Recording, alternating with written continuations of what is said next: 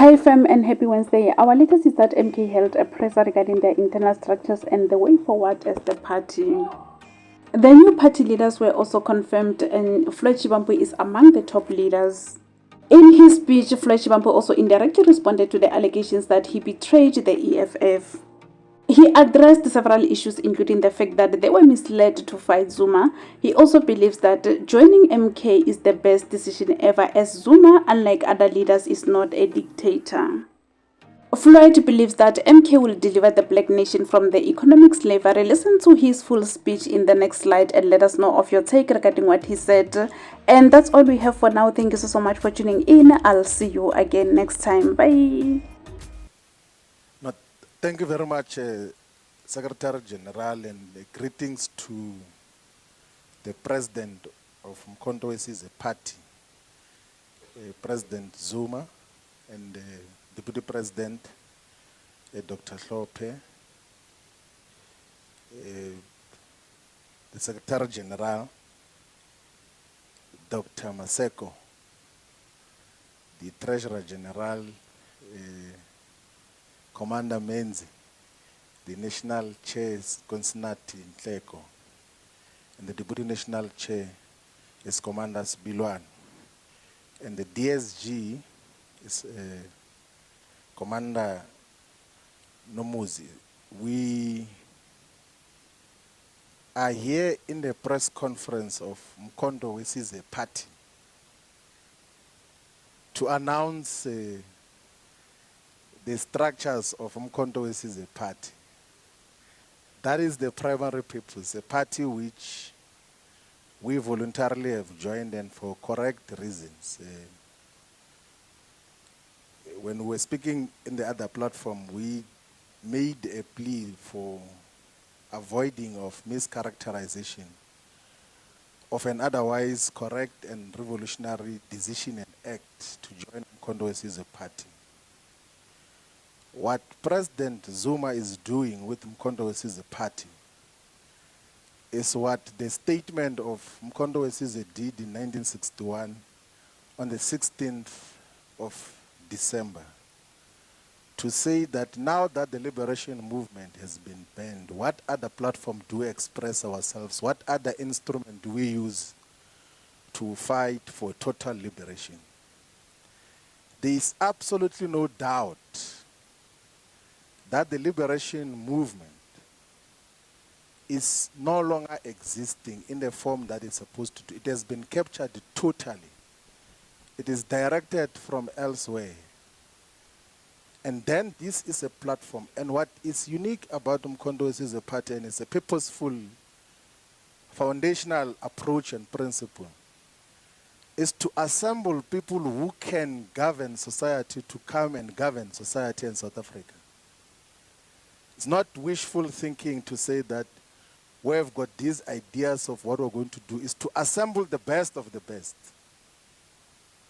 So if you were to check even with the people that have been identified now, the first consignment that is going to the National Assembly, if you go to check their track record objectively and not bled by these nonsense of right-wing media platforms, you will accept that the contributions that Brian Molefe did in the public investment corporations, in Transnet, in ESCOM, you will appreciate the contributions that Esiabonga Gama did and contributed in Transnet, stable organizations. Whatever can be said, even with the former SARS commissioner, there have been a lot of things which were misled about for a very long time, that everyone else who is not a puppet of the establishment is enemy of the people. That is not the case.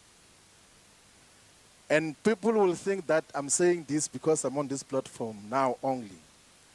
You can check the public statements and writings and articles and even interviews that we did when we came to the realization that for a very long time we're misled in terms of our characterization of society. They said there's capture because they were no longer in control of key state institutions. The white capitalist establishment was no longer in control, and then they said, there's a crisis. If there was truly a crisis, why is that crisis not there now? Like, can they show us the crisis which they said existed before? So to assemble the best of the best amongst black people to govern society is a best decision. And to associate with that is a best and sound decision. People who can govern, like it's as simple as that. Like, if you say that who amongst ourselves is the best, and then you say, let's assemble those who can demonstrate that they have got capacity to run otherwise very complex and huge institutions, who are not going to collaborate with the establishment and switch on electricity on and off and say it's load shedding because there's a crisis of this and that. People who are genuine and real and have never done anything wrong. And of course will be criminalized for one reason or another. I agree that we should unite all the progressive forces into common agenda, because this thing of small, unviable political parties is not sustainable for the future of black people in South Africa. It's not sustainable at all. We can't, and the temptation as well, and I'm not characterizing the EFF, is that when you have got multiple of these, like they end up being fiefdoms of individuals. A IFP, UDM kind of arrangement, what is it to achieve with that? When all of us can set aside our very strong egos and say, I don't have to be a member of parliament, I don't have to be a deputy president. I can come and be led by a collective, like, and be subjected to a collective and be asked to go and organize branches of MKP from scratch and not be a member at the high levels. That is the principle that we're dealing with.